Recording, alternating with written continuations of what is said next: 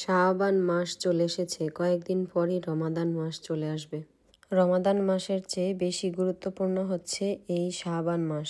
শাবান মাসে বান্দার সব আমলনামাগুলো আল্লাহর কাছে পেশ করা হয়। ফেরেশতারা তখন আল্লাহর কাছে রিপোর্ট জমা দেয়। বান্দার সকল ভালো কাজ, সকল খারাপ কাজ সবকিছুই আল্লাহর কাছে পেশ করা হয়। নবী করিম সাল্লাল্লাহু আলাইহি সাল্লাম বলেছেন, আমি চাই আমি যখন রোজাদার থাকি তখন আমার আমলনামাগুলো আল্লাহর কাছে পেশ করা হোক।